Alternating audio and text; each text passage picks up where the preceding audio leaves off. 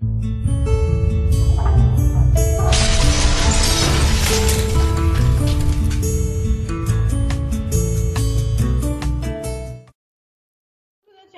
Classes channel में सभी बच्चों का फिर से बहुत बहुत स्वागत है। आज हम करेंगे क्लास 12 का चैप्टर 10 जो कि है माइक्रोब्स इन ह्यूमन वेलफेयर। ठीक है, हमने लास्ट चैप्टर किया था molecular basis of inheritance. Important chapter था, मुझे लगता है आप लोगों को समझ में आया होगा। उसके कई वीडियोस हैं, 9-10 वीडियोस हैं, उन सबको देख लीजिएगा चैप्टर, और हर वीडियो को आप 1-2 बार देखेंगे तो चैप्टर आपको क्लियर हो जाएगा। ठीक है, ये एक छोटा चैप्टर है और इसके एक ही लेक्चर है, इसलिए इस वीडियो को कंप्लीट देखिए। चलिए शुरू करते हैं।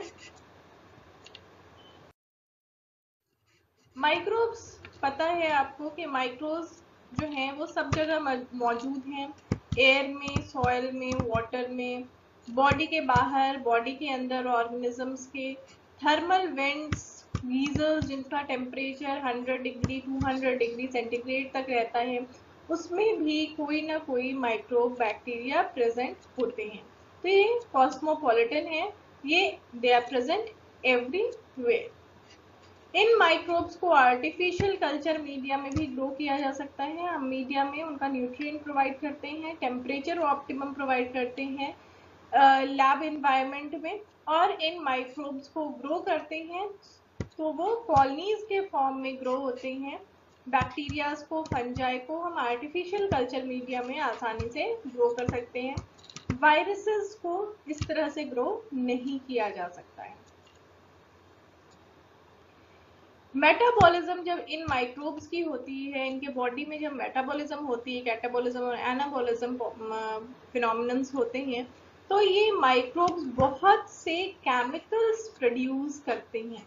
ये केमिकल्स, इन केमिकल्स में से कुछ केमिकल्स ऐसे होते हैं जो ह्यूमन बीइंग्स के लिए बहुत लंबे टाइम से वो यूज में लिए जा रहे हैं।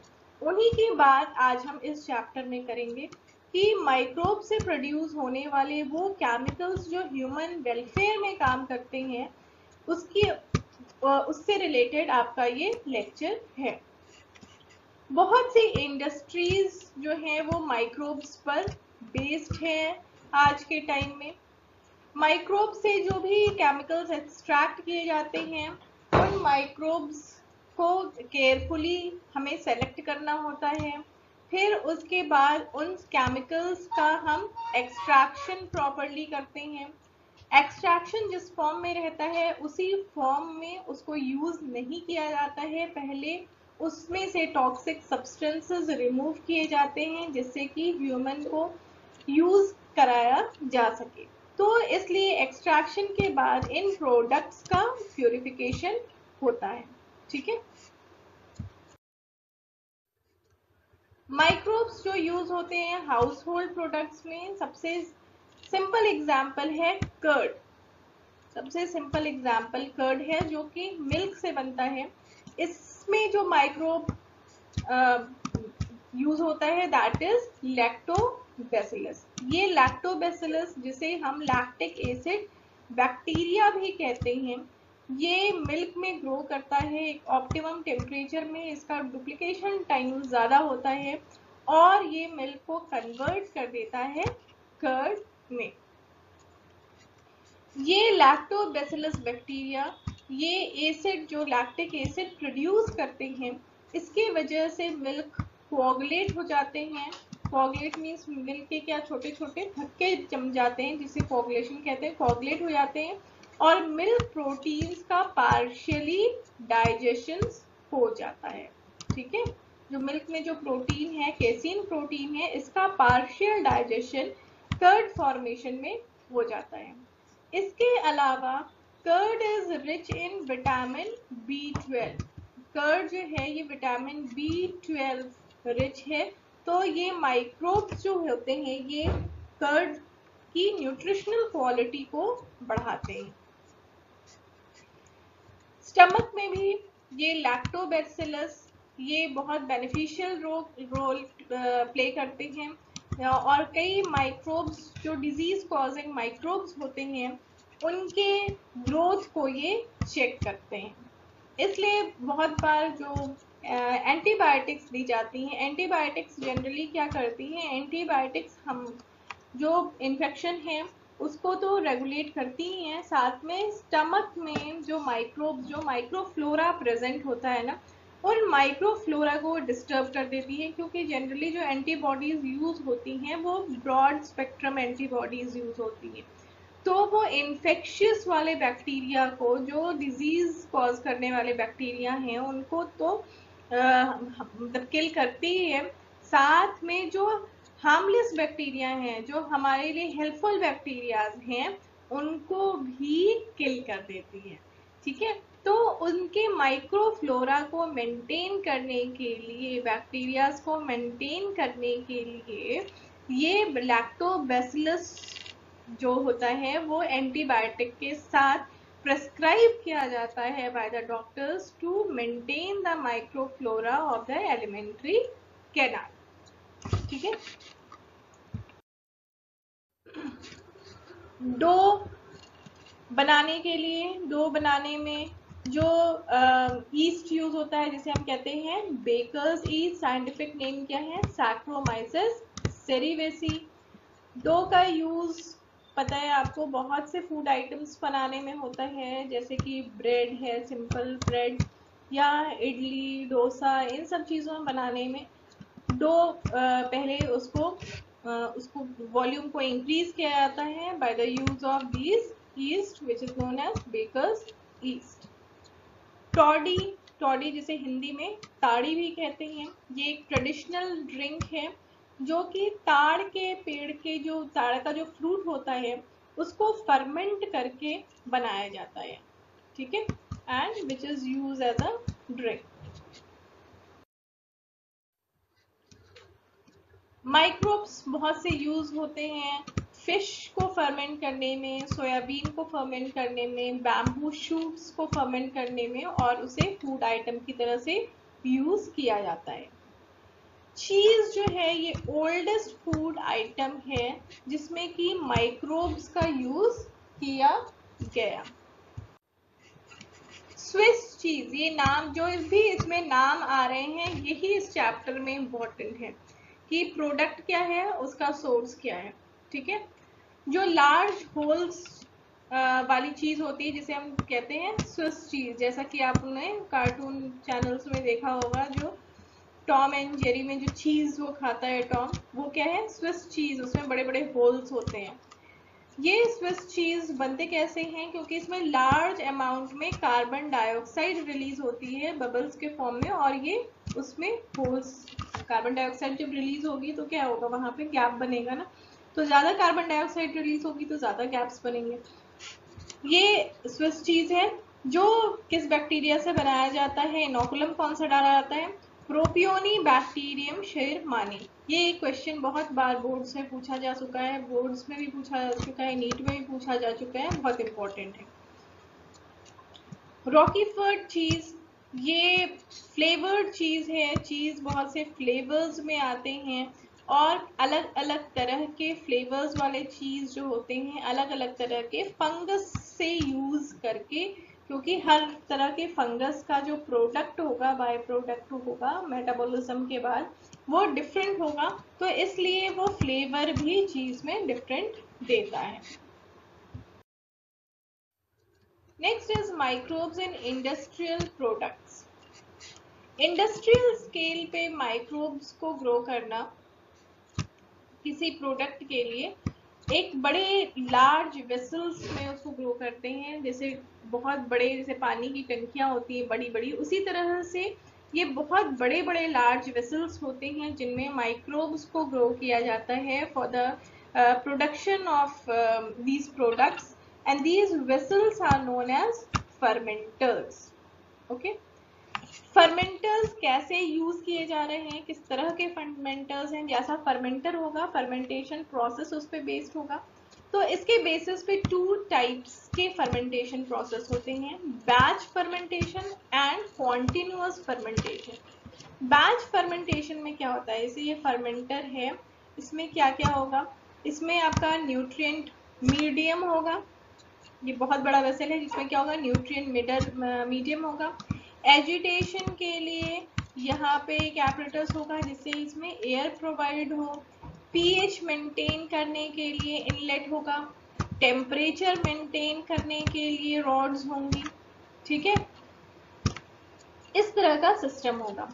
और यहाँ पर इनोकुलम आप डालेंगे, किसी पाइप के थ्रू इनोकुलम डालेंगे जिसमें बैक्टीरियाज होंगे और सबस्ट्रेट होंगे। जब इसको डालेंगे और इसको एजिटेट करेंगे कुछ टाइम पीरियड के लिए, तो प्रोडक्ट का फॉर्मेशन होगा। ये प्रोडक्ट को निकालने के लिए एक आउटलेट होगा। ठीक है, तो एक बार ये प्रोसेस शुरू हो जाती है तो इसको बंद कर दिया जाता है, प्रोडक्ट नहीं निकाला जाता है, इसको बंद कर दिया जाता है। और प्रोडक्ट लास्ट में, जब हम इनोकुलम नहीं डालते हैं, लास्ट में प्रोडक्ट को निकाल लिया जाता है। इस तरह के फर्मेंटेशन को कहते हैं हम बैच फर्मेंटेशन या क्लोज्ड सिस्टम। दूसरा है कॉन्टिन्यूअस सिस्टम। कॉन्टिन्यूअस सिस्टम में ये होता है कि आप इनोकुलम एक साइड से डालते रहते हो कॉन्टिन्यूअस। ठीक है, इनोकुलम में क्या है, बैक्टीरिया डाल रहे हैं आप उसमें न्यूट्रिएंट मीडियम डाल रहे हैं। ठीक है, जो भी रिक्वायरमेंट है बैक्टीरिया के ग्रोथ के लिए वो डाल रहे हैं, और साथ ही साथ प्रोडक्ट जो यूज का है उसको निकालते भी जा रहे हैं। तो ये जो इनलेट और आउटलेट ये कॉन्टिन्यूअस वर्क करते हैं, इसलिए इसे कहते हैं कॉन्टिन्यूअस फर्मेंटेशन या ओपन सिस्टम। ठीक है, नेक्स्ट टर्म एक आता है डाउनस्ट्रीम प्रोसेसिंग। अब जो हमें यहाँ से फर्मेंटेशन के बाद प्रोडक्ट मिला, ठीक है, जो प्रोडक्ट हमें फर्मेंटेशन के बाद मिल रहा है, इसे आप डायरेक्टली यूज नहीं कर सकते। इसमें बहुत से ऐसे मटेरियल्स होंगे जो हार्मफुल मटेरियल्स होंगे या बिना काम के मटेरियल्स होंगे। उसमें 90% चीज जो है वो फालतू की है और 10% कंज्यूमेबल है। तो हम उस 90% आइटम्स को निकालेंगे, रिमूव करेंगे, प्रोडक्ट जो हमें चाहिए उसे प्यूरिफाई करेंगे, रिकवर करेंगे और प्यूरिफाई करेंगे, तब इसको यूज करेंगे।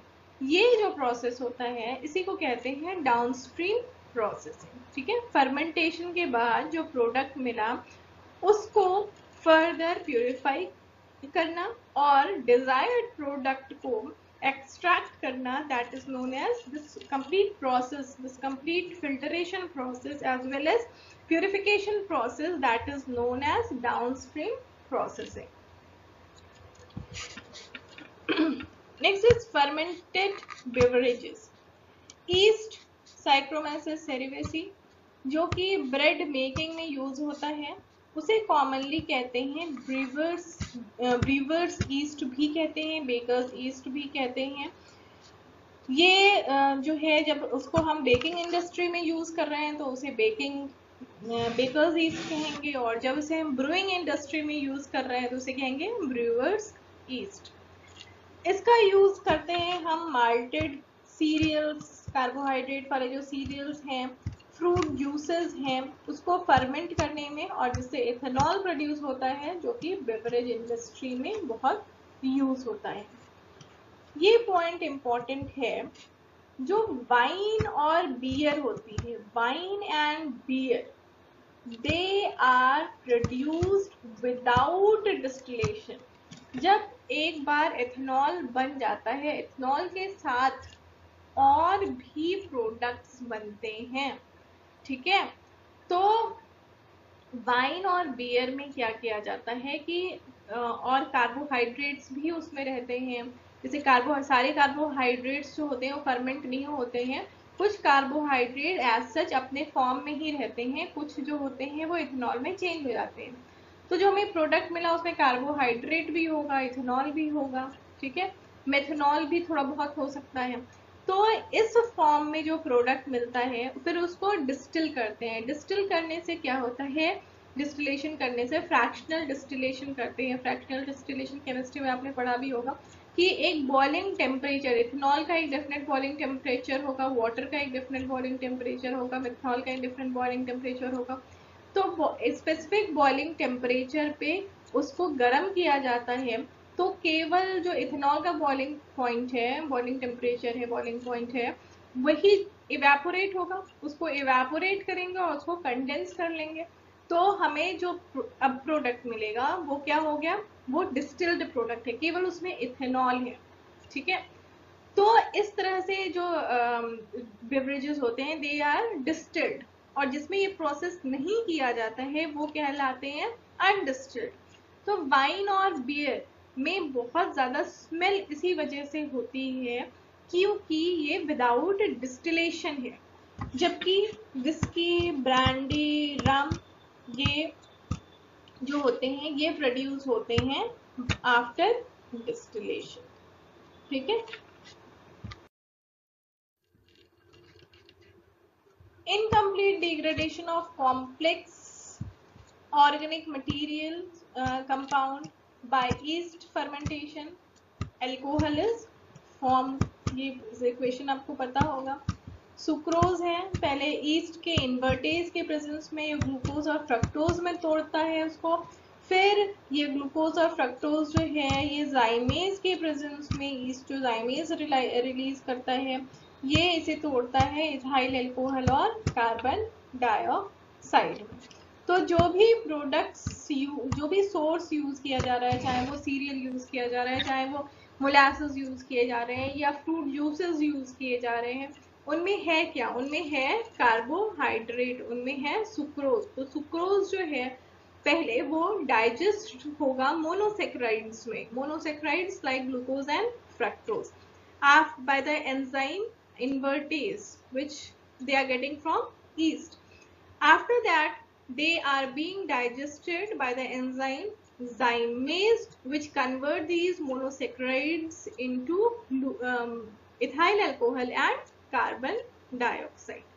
ओके, तो ये दोनों रिएक्शन है। इसके बाद बहुत से ऐसे कॉमन प्रोडक्ट्स जो ईस्ट फर्मेंटेशन से बनते हैं, जो बेवरेजेस जो कॉमनली यूज होते हैं, जैसे कि बियर है, इसका सोर्स किसको मतलब सोर्स मतलब क्या कि किसको फर्मेंट करके बनाया जा रहा है, तो bear the source is serial, इसमें अल्कोहल कंटेंट सबसे कम होता है, दैट इज 3 to 8%। ठीक है, सबसे कम अल्कोहल कंटेंट बियर में होता है। Wine that is produced by fermenting grapes, alcohol content here also that is 5 to 13%। fortified means clarified wine, that ये भी grapes से बनता है, इसमें थोड़ा ज्यादा होता है 14 to 20%।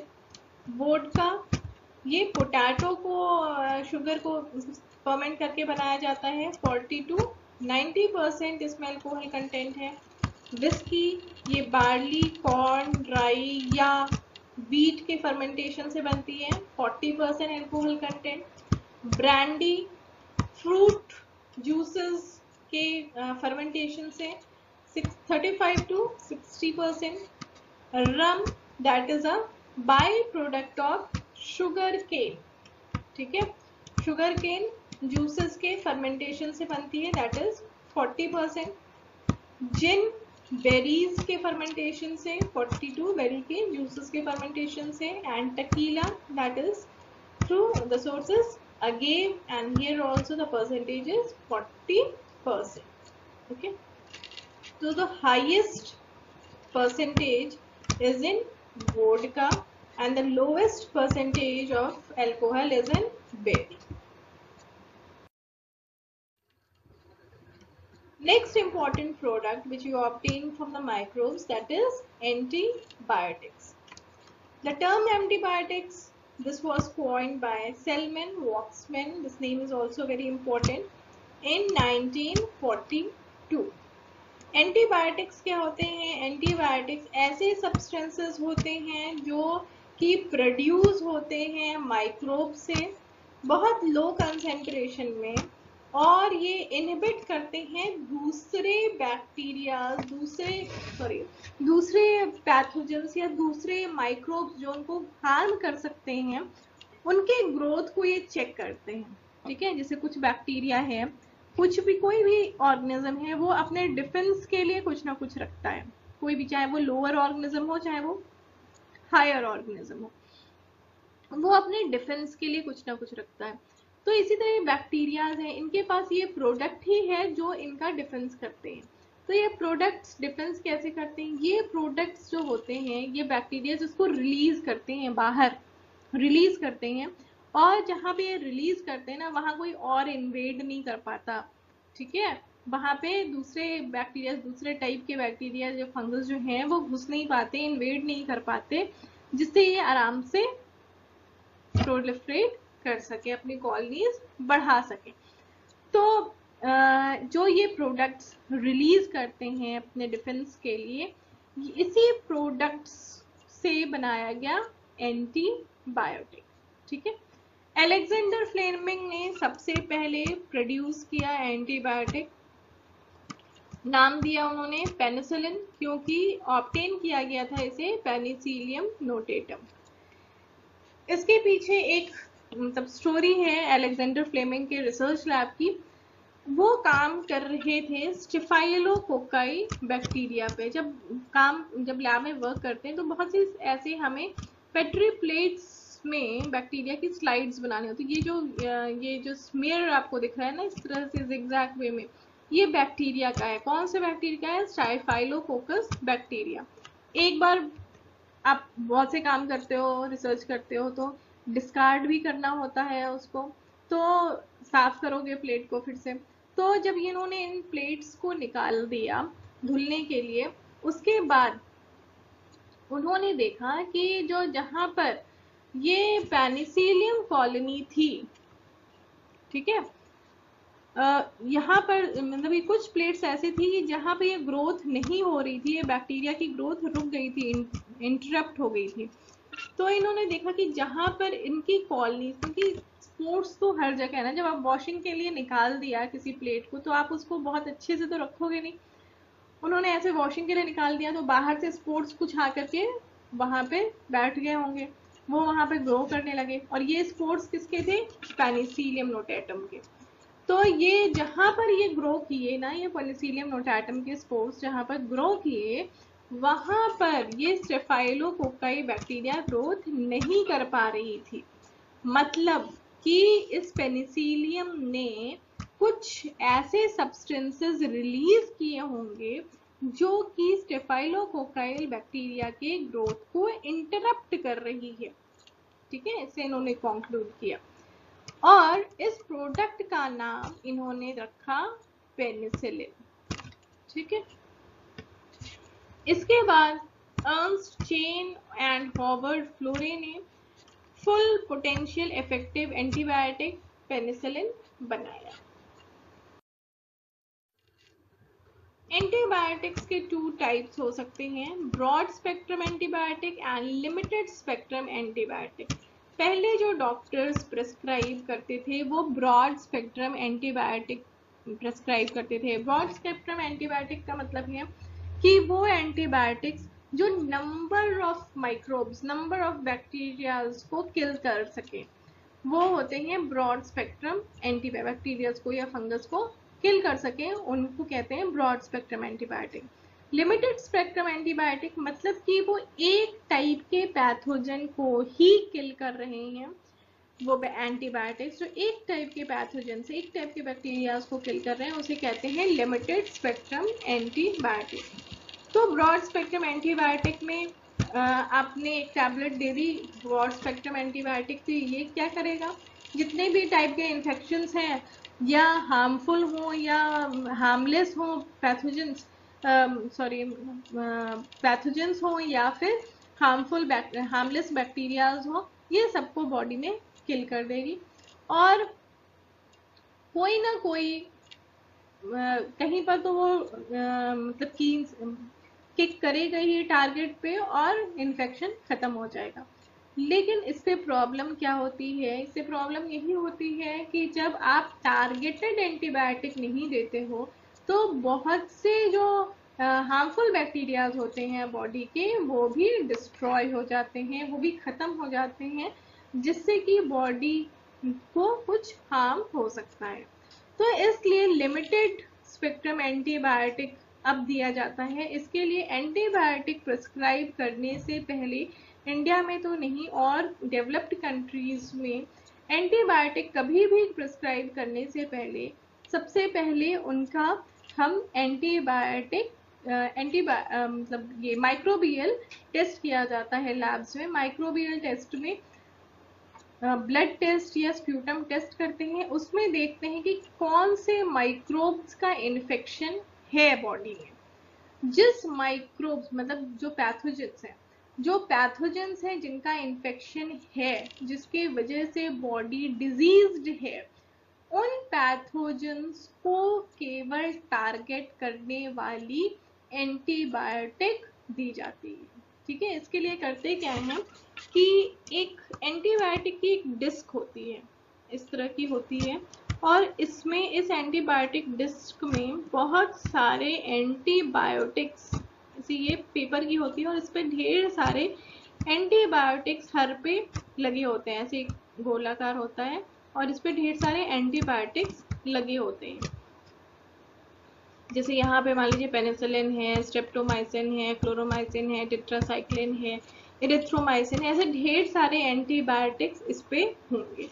अब इसे क्या करते हैं, जो भी पैथोजन बॉडी से मिल रहा है उसको डाल देते हैं पेट्री प्लेट में, उसका कल्चर पेट्री प्लेट में बना के डाल देते हैं। अब इस पेपर को इस पे रख देते हैं जिसपे ढेर सारे एंटीबायोटिक्स हैं। अब जहां पर ग्रोथ उस बैक्टीरिया की नहीं होगी, जो पैथोजेनिक बैक्टीरिया होगी, जहां पर उसकी ग्रोथ नहीं होगी, वहां पे चारों ओर क्लियर जोन दिखाई देगा।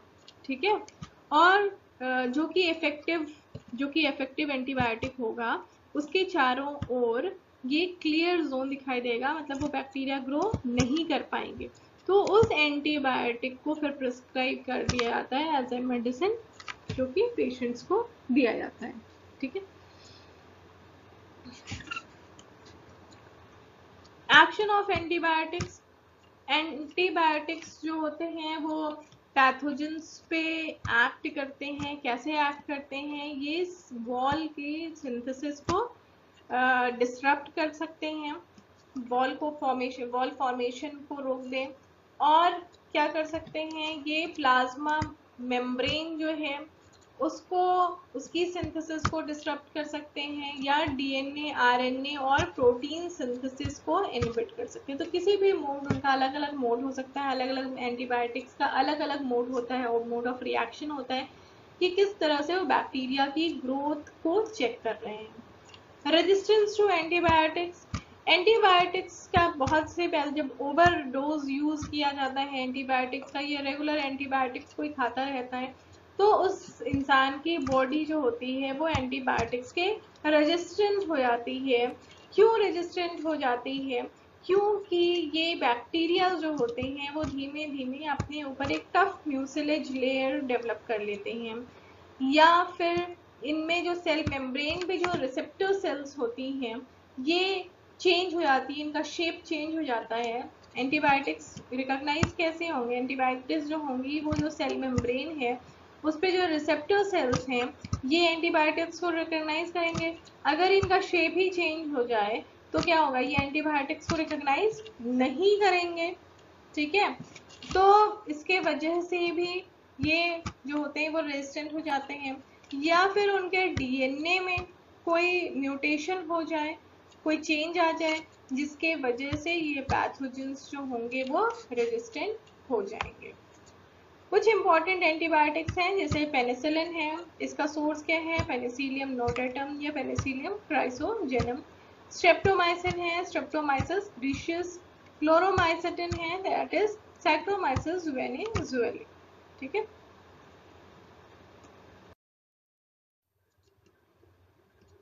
नेक्स्ट केमिकल्स जो ऑब्टेन किए जाते हैं बाय द माइक्रोब्स कॉमर्शियल और इंडस्ट्रियल प्रोडक्शन के लिए। ये क्वेश्चन बहुत बार आया हुआ है बोर्ड्स एग्जाम में in the form of fill in the blanks या मल्टीपल चॉइस क्वेश्चन के फॉर्म में। ये क्वेश्चन बहुत इंपॉर्टेंट है, ठीक है, बहुत बार पूछा जा चुका है। ये डिफरेंट ऑर्गेनिक एसिड, एल्कोहल और एंजाइम्स जो होते हैं वो ऑब्टेन किए जाते हैं, जैसे कि एस्परजिलस नाइजर है जो कि फंगस है, इससे ऑब्टेन किया जाता है citric acid. Acetobacter aceti, which is bacterium, gives acetic acid. Clostridium botulinum is a bacterium, source of butyric acid. Lactobacillus bacterium, source of lactic acid, and Saccharomyces cerevisiae is a source of ethanol. Next, enzymes. First one, lipase. Lipase enzyme use किया था. Lipase मतलब क्या कर रहा है, ये जो है ऑयल को डिग्रेड कर रहा है.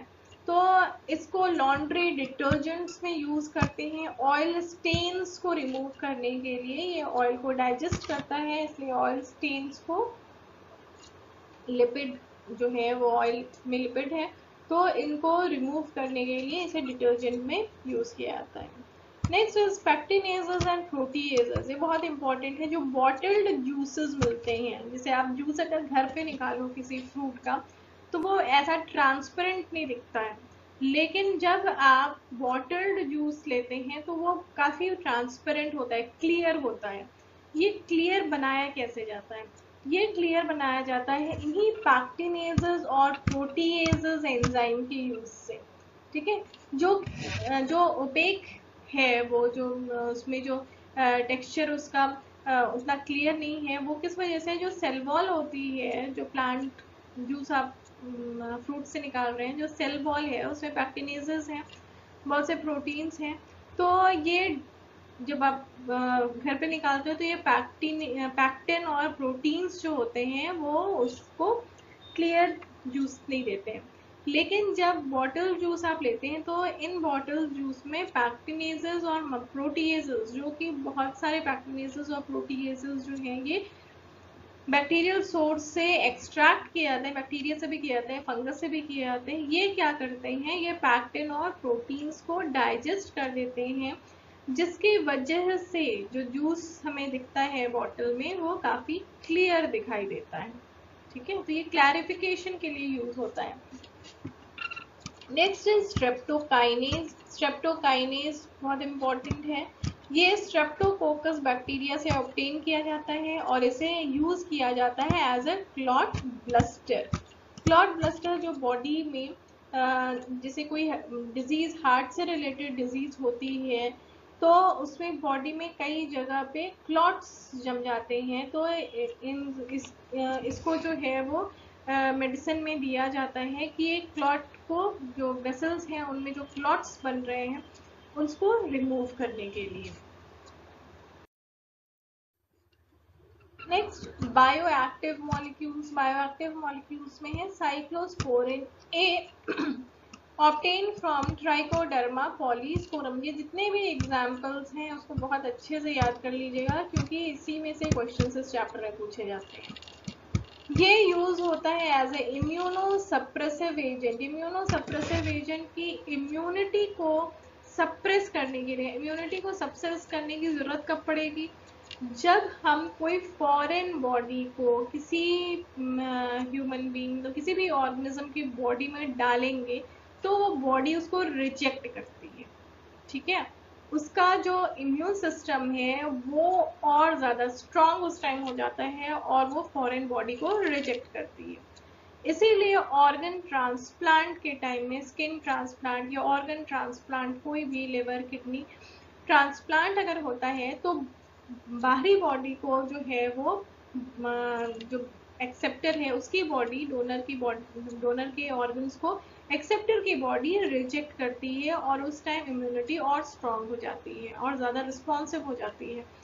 इसलिए उस टाइम ये इम्यूनो सप्रेसिव ड्रग्स दिए जाते हैं कि बॉडी कुछ टाइम लगे और वो फॉरेन बॉडीज को वो धीमे धीमे एडजस्ट कर ले, अपनी बॉडी में उसको एक्सेप्ट कर ले. तो इस तरह का इम्यूनो सप्रेसिव एजेंट है एक cyclosporin A. Next is statin, जो कि ऑब्टेन किया जाता है मोनास्कस पुरपुरियस ईस्ट से. ये ब्लड कोलेस्ट्रॉल को कम करता है. ठीक है. और कैसे कम करता है? ये इनहिबिट करता है उस एंजाइम्स को जो कि रिस्पॉन्सिबल होते हैं कोलेस्ट्रॉल की सिंथेसिस के लिए. ठीक है.